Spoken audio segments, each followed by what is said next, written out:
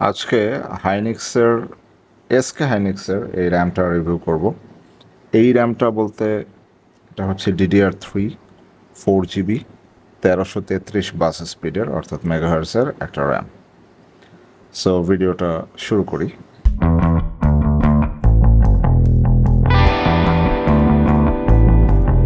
এই র্যামটা আমি দারাজ থেকে অর্ডার করেছি। এই র্যামগুলা আমার যতটুকু মনে হয় এগুলো নতুন না, এগুলো হচ্ছে রিফারবিশড বা ইউজড। আর এটা মানে আসে মানে অন্য কোনো সোর্স থেকে আসে আর কি। সো হাইনিক্স অ্যাকচুয়ালি ওয়ার্ল্ডের second largest semiconductor chip manufacturer. First হচ্ছে স্যামসাং। তো হাইনিক্স খুবই জনপ্রিয়। এটা DDR3 আর 4 GB একটা র্যাম। এখানে আমরা যদি একটু ভালো করে খেয়াল করি, এখানে আপনারা কিন্তু স্পষ্ট দেখতে পাচ্ছেন যে এটা জেইলের চিপ, GEIL একটা ব্র্যান্ড আছে চিপ ম্যানুফ্যাকচারার, তাদের চিপ এখানে লাগানো আছে। এবং এখানে উপরে স্টিকারে লেখা আছে হাইনিক্স। এনিওয়েজ, এইগুলা দ্বারা যে বিভিন্ন মানে উপরে হাইনিক্স লেখা থাকে, স্যামসাং লেখা থাকে অথবা তোশিবা লেখা থাকে, বাট এখানে দেখা যায় জেইলের চিপ অথবা স্যামসাংয়ের চিপ বা অন্য যে কোনো ধরনের হতে পারে। তো এইগুলো এই র্যামটার প্রাইস হচ্ছে 500 থেকে 550 টাকা দারাজে। আমি লিঙ্ক দিয়ে দিব, বাট লিঙ্কগুলো ভ্যারিয়েবল, মানে লিঙ্ক পাওয়া যায় আবার সেল হয়ে যায়, আবার নতুন করে আসে, এরকম আর কি। সো এটাতে কিন্তু হিট সিঙ্ক নাই, আমরা দেখতে পাচ্ছি ডাইরেক্ট চিপ, এর উপরে কোনো হিট সিঙ্ক নাই।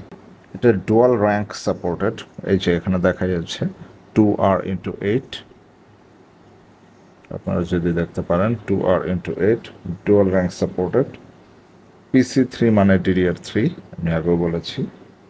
আর 10,600 মেগাবাইট পার সেকেন্ড, এটা হচ্ছে ম্যাক্সিমাম ডাটা স্পিড, এখানে লেখা আছে। 1333 বাসের যে র্যামগুলো, এগুলো 10,600 মেগাবাইট পার সেকেন্ড ডাটা স্পিডই থাকে ম্যাক্সিমাম।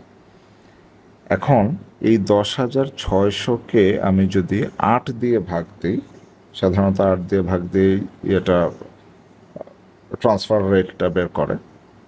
8 দিয়ে ভাগ করলে দেখা যাবে যে 1325 পাওয়া যায়, যেটাকে জেনারেলি আমরা 1333 বলে থাকি।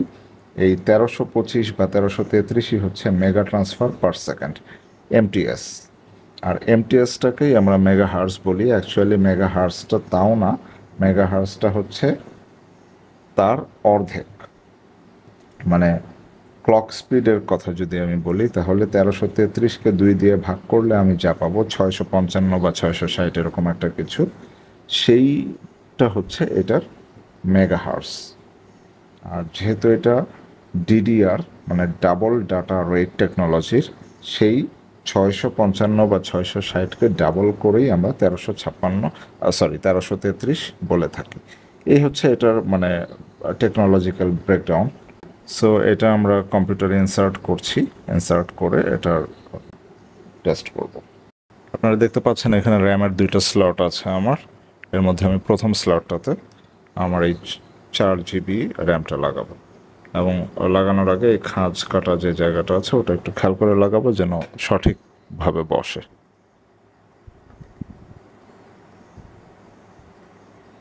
প্রপারলি স্লটে বসিয়ে প্রেস করলেই সুন্দর বসে যাবে।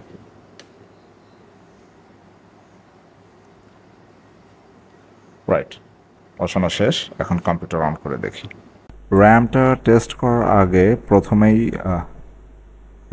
করার জন্য প্রথমেই আমরা মাইক্রোসফটের যে ডিফল্ট সিস্টেম আছে সেটা ব্যবহার করব। কন্ট্রোল অল্টার এবং ডিলিট চেপে টাস্ক ম্যানেজারটা অন করলাম।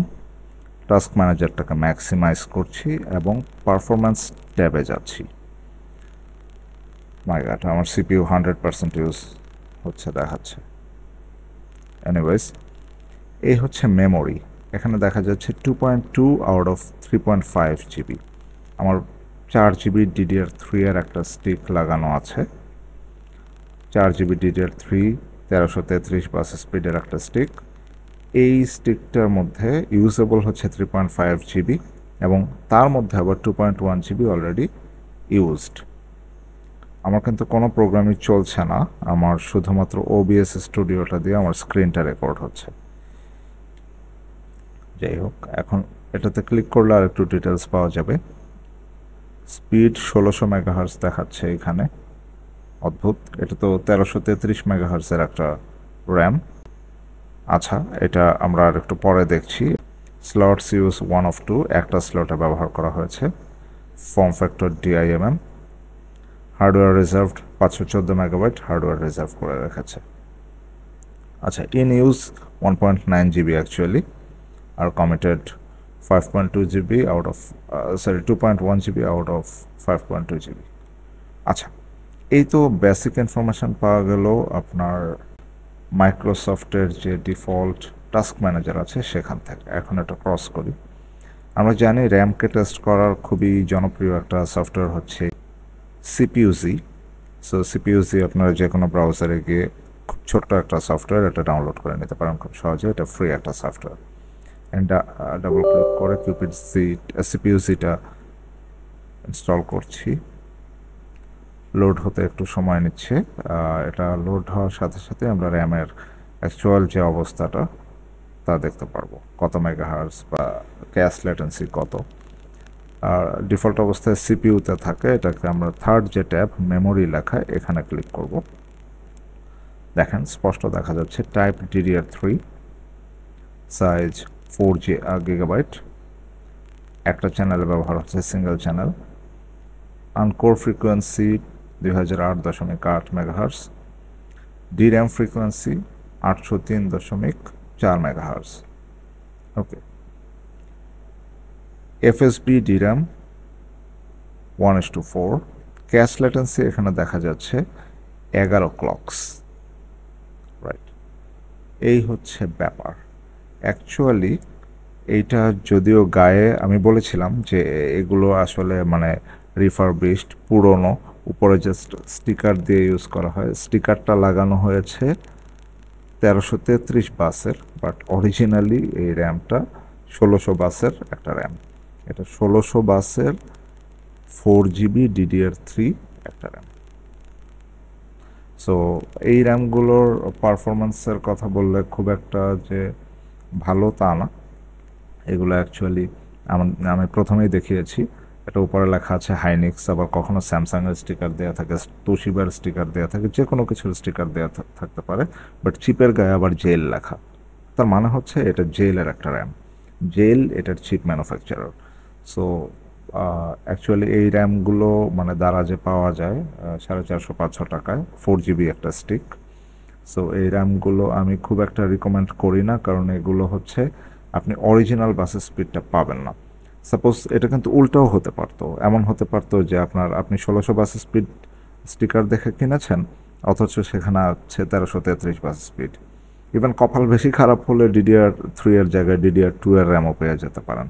মানে অ্যাকচুয়ালি এই জিনিসগুলো তো আসলে মাল্টিপল বায়ারের কাছ থেকে আসে, দারাজে যেই ইয়েগুলো পাওয়া যায়। সো অনেক সময় অ্যাকচুয়ালি এই ধরনের ব্যাপার যে একেবারে হয় না তা কিন্তু না। সো এই জিনিসগুলো আপনারা দেখে কিনবেন।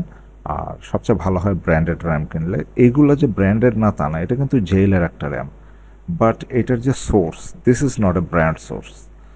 সো আপনারা ব্র্যান্ড সোর্স থেকে ব্র্যান্ডেড র্যাম কিনবেন।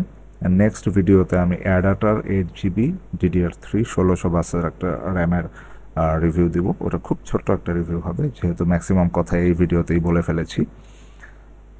ওই যে র্যামগুলো আছে ওইগুলা কম্পারেটিভলি এটার তুলনায় অনেক বেটার। ঠিক আছে, অ্যাডাটা মানে খুব ভালো যে কর্সায়ারের মতো র্যাম বানিয়ে ফেলছে, নট দ্যাট, বাট এরপরেও মানে অ্যাডাটার যে র্যাম, সেখানে অ্যাডাটারই চিপ থাকবে, আপনারা নির্দিষ্ট একটা ওয়ারেন্টি পাবেন, এখানে বাস স্পিডের কোনো হেরফের হবে না। এই জিনিসগুলো অ্যাটলিস্ট এনশিওর্ড, এবং ওগুলোর পারফরমেন্সও যথেষ্ট ভালো। সো ধন্যবাদ সবাইকে, সবাই ভালো থাকবেন। ভিডিওটি ভালো লাগলে লাইক দেবেন, চ্যানেলটি সাবস্ক্রাইব করতে ভুলবেন না। Bye bye.